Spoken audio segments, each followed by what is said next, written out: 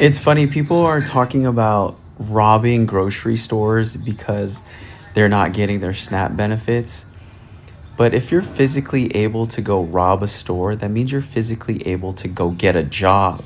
Hello, how are you? Welcome back to ShowNewTrend. I'm host of today, and my name is Elvis Derry.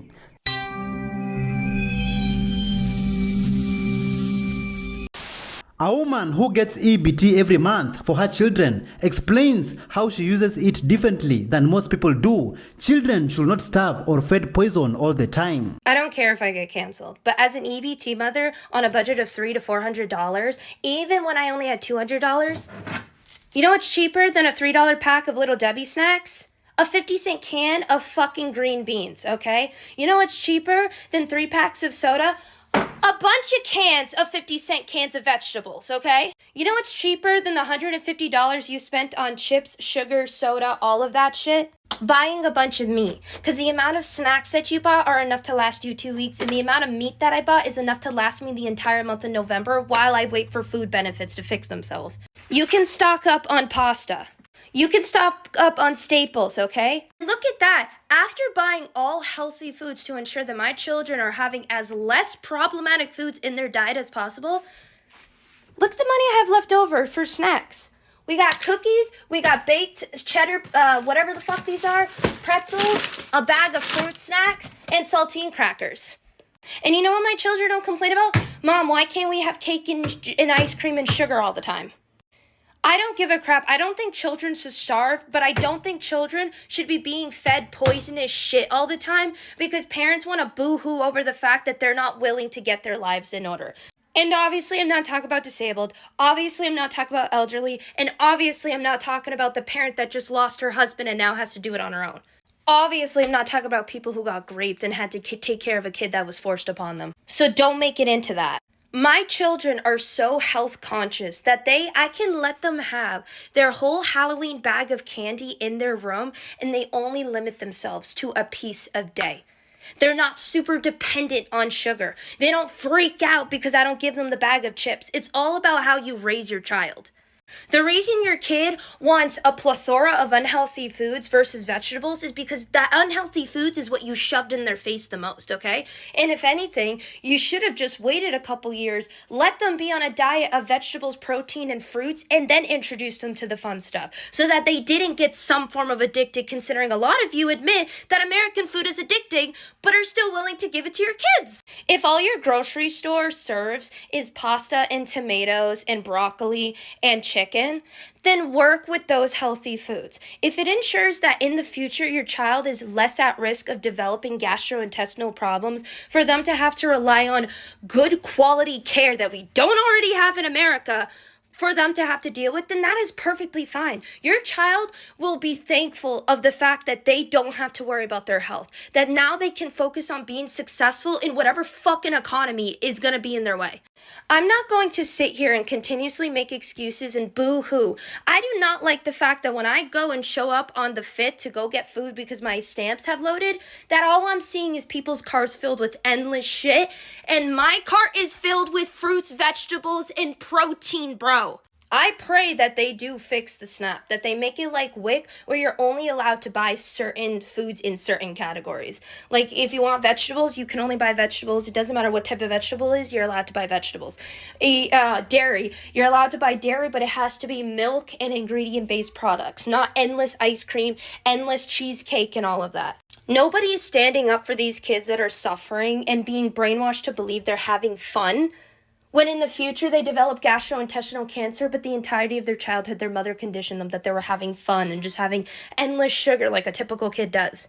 Cancel me. I don't care, bro. And before the people come and say, oh, well, you know, some people are only able to shop at the gas station. Dude, first off, the amount of people that can only shop at gas stations for food, especially ones with EBT, is so incredibly low, it's ridiculous, dude. Most often than not, if you have access to a gas station, you have access to a grocery store right nearby. Maybe it has to be 30 minutes away if you're out in the middle of nowhere. But then it raises the question, why did you have a kid? Were you raped? Or was this a case of you, unfortunately, whatever? Why did you choose to have sex knowing that it makes a baby? Why? Oh, and now you're gonna get, oh, Scarlett, how dare you blame people? Because you're making decisions that are causing children to have adverse effects. That's why I'm mad. I am mad at adults making decisions that always leads to a child suffering. It's not that hard to fucking understand. Cancel me. I don't care. If me speaking up for other kids and ensuring that other kids have a 100% success rate in a country that is willing to do everything in their power to put them down, I will be the voice of those kids. I'm not going to support you and your need to have soda. I'm going to support that kid and their need to have a healthy diet so they don't have to suffer, because IBS, cancer, all of that is fucking horrible, and we already don't get good enough healthcare in America. Complaining about the healthcare system, but yet putting a strain on it, right? Common sense, right? 1 in 6 children have obesity. 1 in 20 kids have severe obesity. Gastrointestinal cancers are on the rise. IBS is on the rise. Oh, do you think it's just because of the vaccines? You don't think it has anything to do with the food you shove in your mouth every single fucking day?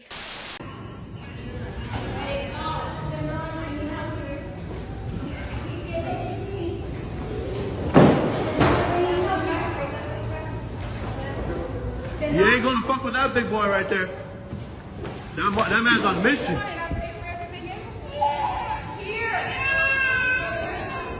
Hey, Randy on a mission. He's like, I ain't gonna let that shit slide. Hey, man, what you gotta say, man? World star? Nothing.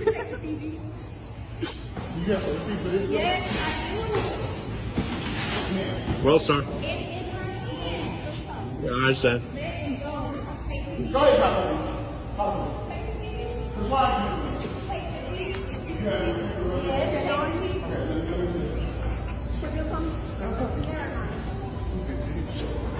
Nope, didn't drop. That was fun. I'm in the club with all my bitches. This shit overly loaded. All these rats on me, I can't even hold them. Sheesh! Look at that motherfucker. Look at that motherfucker.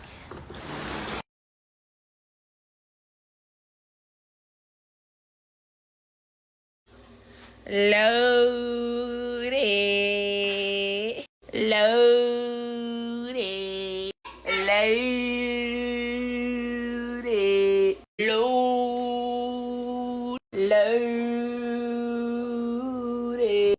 Loaded.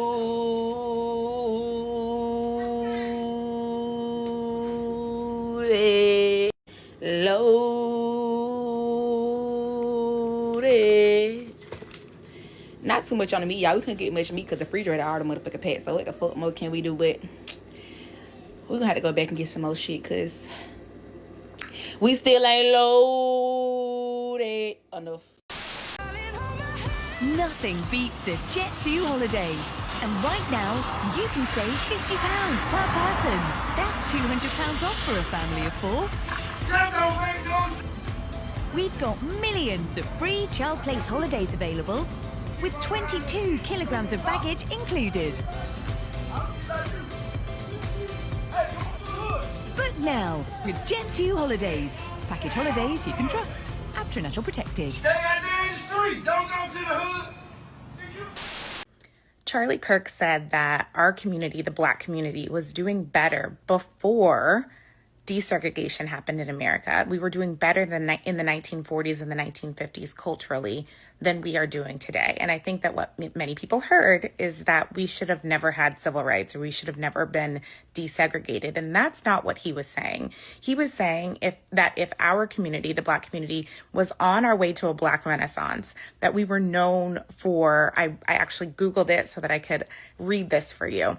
Despite legal discrimination, the Black community was known in the 1940s and 50s before desegregation for strong families, high marriage rates, tight-knit neighborhoods, deep faith, strong social codes, manners, dress, and dignity, not as assimilation, but as a form of pride. And I'm curious if you were honest with yourself, if you could say that that is what the Black community is known for today. There's something called Black fatigue. And I think a more accurate term is ghetto fatigue, because ghetto fatigue sees no race, just like excellence sees no race and is available to everyone. And that's what Charlie said so many times. And there has been a culture problem in the Black community. And it's something that it's hard to address because not enough people are honest about it. And white people are immediately called racist if they have ghetto fatigue, even though it's very obvious. Google a Carnival cruise. Google, look up why people have ghetto fatigue. And it's because our behavior, our sense of entitlement, our demand that other people pay debts that they didn't owe us in order for us to be able to succeed is exhausting. Being around people in certain parts of the Black community is exhausting. And that seems really mean. And I'm going to get a lot of hate comments, probably from Black people, which is what most of my hate comments have been so far, about how I'm self-hating and how I'm an Uncle Tom and how I've had privilege, which is why I'm not in that situation. And I don't get it, even though none of you know my story or my life. But what it comes down to is that we have a culture issue in our community, in the Black community.